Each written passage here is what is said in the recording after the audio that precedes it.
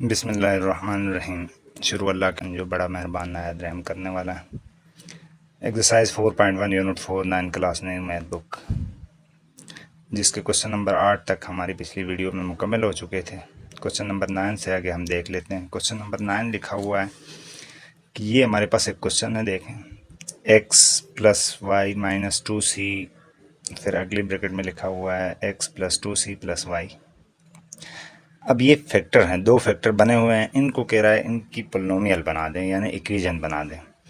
तो हम देखते हैं कि इसमें भी x है, इसमें भी x है, इसमें y है, इसमें भी y है, इसमें भी 2c है, इसमें भी 2c। हम थोड़ी सी तरतीब दे देते हैं। पहला x plus Y minus 2c, फिर x, फिर प्लस y जैसे इसमें था, माइनस 2c कर दिया।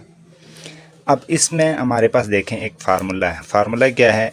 ए स्क्वायर माइनस बी स्क्वायर होता है। तो a plus b, a minus b. अगर a plus b, a minus b है तो हम उसको रिवर्स कर लेते हैं।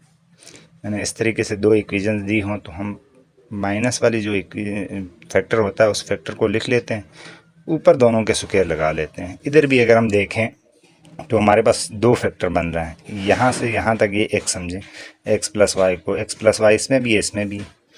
अब x प्लस वाई को लेट करो यहाँ के a के, और 2c माइनस के बाद वाली वैल्यू दूसरी होगी b। यहाँ पे भी देखें एक a square minus b square है ना, तो यहाँ से a हमारे पास एक वैल्यू होनी चाहिए, एक b होनी चाहिए, एक a प्लस b। यहाँ पे a है तो यहाँ पे a, यहाँ पे b है, यहाँ भी b। एक में प्लस आ रहा है, एक में माइनस आ रहा है। तो ये दो, ये 2c आ गया, ये भी 2c आ गया। देखें माइनस के बाद 2c आ रहा है, माइनस से पहले वाला सारा a होगा, माइनस से पहले वाला बाद वाला सारा b होगा। हमने a लिखा यानी x प्लस वाई लिखा, माइनस वाली टर्म सिंपल देखें, इस टर्म को उठा के यहाँ पे लिख लिया। x प्लस वाई जो a था हमारा, उसके ऊपर हमने स्क्वायर लगा दिया, माइनस ऐसे ही आ गया। सेकंड टर्म हमारे पास 2c है, इसके ऊपर हमने स्क्वायर लगा दिया। अब यहाँ से स्क्वायर को ओपन करेंगे, ये x प्लस वाई का स्क्वायर ओपन करेंगे तो x square plus y square plus 2xy आ गया, माइनस एज इट इज़ रहा, 2 की पावर 2 4 बन गया, और c की स्क्वायर एज इट इज़ आ गया। ये था क्वेश्चन नंबर 9। क्वेश्चन नंबर 10 की तरफ जाते हैं तो वहाँ पे देखें हमारे पास क्या है कि इस तरीके से एक पोलिनोमियल दी हुई है, कह रहा है इसको डिफरेंस ऑफ टू स्क्वायर की फॉर्म में लिखें। तो हमने सबसे पहला काम क्या किया, ये परफेक्ट स्क्वायर था, x ऐसे ही लिख लिया। इसको भी 4y स्क्वायर को 4 को हम 2 की पावर 2 लिख सकते हैं। यहाँ पे देखें 2 की पावर 2 y की पावर 2 बन जाएगा। अब दोनों के ऊपर पावर सेम है तो पावर को कॉमन लिख के 2y को बीच में लिख दिया। इसी तरीके से ये परफेक्ट स्क्वायर बन गया, 2y square 2y whole square minus z square already हमारे पास परफेक्ट है, और एक परफेक्ट स्क्वायर नहीं बचा। वैल्यूज़ हमारे पास 4 थी, 4 में से 3 परफेक्ट स्क्वायर हैं। अब A square plus B square plus 2ab के साथ तो हमारे पास 2 स्क्वायर होते हैं। ये ऊपर अगर फार्मूला ये एक्स वाला ही आप देख लें, ये वाला देखें, एक्स स्क्वायर जब ओपन हुआ, x square plus y square plus 2xy, 2 perfect square होते हैं, एक परफेक्ट स्क्वायर नहीं होता। तो यहाँ पे 3 परफेक्ट स्क्वायर आ गए। अब हम देखेंगे कि ये वैल्यू जो है ये असल में 2ab है।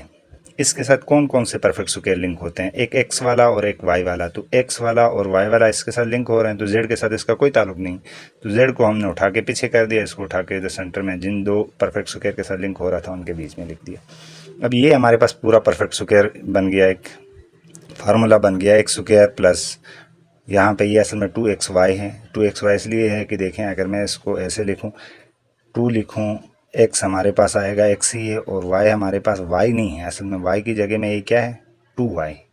तो 2y, ये 2 2 ज़ा 4 हो जाएगा, x और y ही आ जाएगा। इस तरीके से ये हमारे पास फार्मूला बना, x plus 2ab plus x square plus 2ab plus B square, या a square plus 2ab plus B square. इसको जब हम क्लोज करते हैं तो a और b जो होता है उनको लिख लेते हैं, और 2ab का जो सिंबल होता है वो लगता है। तो यहाँ से हमने x लिखा बगैर स्क्वायर के, यहाँ से 2y लिखा और सिंबल बीच में वो वाला लगा दिया जो लिंक कर रहा था इन दोनों वैल्यूज़ को। इसके ऊपर हमने होल स्क्वायर लगा दिया, पीछे बचा हमारे पास z स्क्वायर। तो ये एक परफेक्ट स्क्वायर है और ये दूसरा, और दोनों के बीच में माइनस आ रहा है, तो इसी को ही डिफरेंस ऑफ टू स्क्वायर कहते हैं। ये हमारे पास आंसर आ गया इसका। और यहाँ पर भी अगर आप देखें तो ये मैंने फार्मूला आपको लिखा हुआ है, ए square plus B square, A plus B की होल स्क्वायर होगा तो इसको हम लिख सकते हैं A square plus 2ab plus B square. तो अगर यहाँ से देखें a और b को हमने यहाँ पे लिख लिया, और यहाँ पे 2ab का जो सिंबल होता है उसको बीच में लगा देते हैं, और स्क्वायर दोनों के होल में लगा देते हैं। क्वेश्चन नंबर 11 में हम जाते हैं तो वहाँ पे एक पोलिनोमियल हमें दी हुई है जिसका एक फैक्टर दिया है, दूसरा हमने फाइंड करना है। इसके मेथड्स बहुत सारे हैं, लेकिन आगे जो लिंक करेगा वही मेथड मैं आपको करा दूंगा ताकि अगले क्वेश्चन में, आने वाले क्वेश्चन में आपके लिए आसानी रहे। इसमें अगर हम देखें कि ये दो फैक्टर हैं, हम सिंपल काम करते हैं, इस इक्वेशन को ले लेते हैं, लेके इसके मिड टर्म ब्रेक कर देते हैं। अब मिड टर्म ब्रेक कैसे करते हैं, इस टर्म को एज इट इज़ लिख दो, इसको भी एज इट इज़ लिख लो। ये मिड टर्म यानी सेंटर वाली टर्म को हमने ब्रेक करना है, और इसको ब्रेक कैसे करेंगे हम देख लेते हैं। आपने करना ये है कि ये 27 और 2y को मल्टीप्लाई कर दो, लास्ट वाली और पहले वाली जो दो वैल्यूज़ आपने लिखी हैं इनको मल्टीप्लाई करो तो ये आया 54y²। इसमें से जो 54 है इसके फैक्टर निकालो। देखो फैक्टर क्या होता है कि कोई भी वैल्यू जो मल्टीप्लाई होकर 54 बना देगी वो फैक्टर होंगे। जैसे एक मल्टीप्लाई बाई 54 करेंगे तो 54 आएगा, 2 मल्टीप्लाई बाई 27 से 54 आता है, 3 मल्टीप्लाई बाई 18 से 54, फिर 4 से कोई 54 डिवाइड ही नहीं होता तो फैक्टर नहीं होगा, 6 से 5 से नहीं होता तो वो भी नहीं लिखा। अब 6 से हम देखेंगे तो 9 आ रहा है, फिर 7 8 से नहीं होगा, फिर 9 से होगा तो रिवाइज होना शुरू हो जाएगा, हम छोड़ देंगे। तो यहाँ से हम देखेंगे इनमें से अब कौन सी वैल्यू है जिनको जमा या माइनस करने से वापस वो मिड टर्म आ जाए, हमारे पास 3 आ जाए। 54 में 1 प्लस करेंगे 55, माइनस करेंगे 53, 3 नहीं आया हमारे पास। 27 में 2 प्लस करेंगे 29, माइनस करेंगे 25, 3 फिर भी नहीं आया। 18 में 3 प्लस करेंगे 21, माइनस करेंगे 15, नहीं बनेगी बात। 9 में 6 को प्लस करेंगे 15, बात नहीं बनी। 9 में 6 को माइनस करेंगे तो हमारे पास क्या आएगा, 3 आ जाएगा। तो ये वाला वो फैक्टर होगा।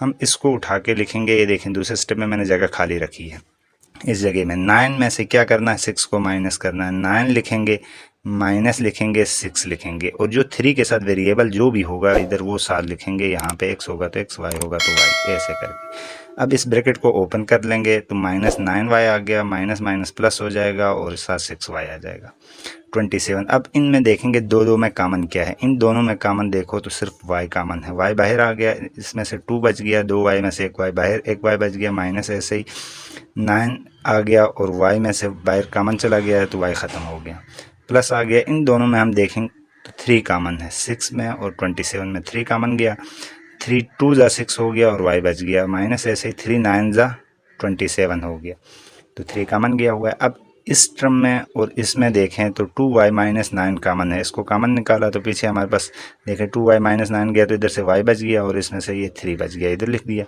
अब इसमें हम लिखेंगे इक्वेशन हमारे पास ये थी, एक फैक्टर हमें दिया हुआ था कौन सा, y+3 वाला दिया हुआ था, जो अनफाइंड था वो था 2y माइनस 9। तो ये हमारे पास इसका आंसर रहा। चलते हैं इसके पार्ट 2 की तरफ। क्वेश्चन नंबर 11 पार्ट 2 इसका सेम उसी तरह का क्वेश्चन है। एक इक्वेशन यहाँ पे दी हुई है, एक फैक्टर दिया हुआ है, दूसरा हमने फाइंड कर लेना है। तो हम इस पोलिनोमियल को ले लेते हैं, इक्वेशन को यहाँ पे लेके हमने इसका मिड टर्म ब्रेक करना है। मिड टर्म ब्रेक उसी तरीके से, ये टर्म एज इट इज़, ये भी एज इट इज़, यहाँ पे सिंबल भी एज इट इज़ आ गया, यहाँ पे इस 12 मिड टर्म की जगह में हमने ऐसे ब्रैकेट लगा दी बस। अब हम करेंगे 9 5 45 आ जाएगा, 45x²। इसमें से 45 को निकालो और इसके फैक्टर बना दो। 1 मल्टीप्लाई बाई 45, 3 मल्टीप्लाई बाई 15 से 45 आएगा, 5 मल्टीप्लाई बाई 9 से आ जाएगा, यहाँ से आगे फिर 9 multiply by 5, 15 multiply by 3, 45 multiply by 1, तो यही सारे तीनों रिवाइज हो जाएंगे, इससे आगे इसका फैक्टर नहीं बनेगा। अब यहाँ से हम देखेंगे कि कौन सी वैल्यू ऐसी है जो जिसको जमा या माइनस करने से ये 12 आ जाए। 45 में 1 को प्लस करेंगे 46, माइनस करेंगे 44, नहीं 12 आया। 15 में 3 को प्लस करेंगे 18, प्लस करने से तो नहीं आया, लेकिन 15 में से 3 को माइनस करेंगे तो हमारे पास इसका फैक्टर बन जाता है 12।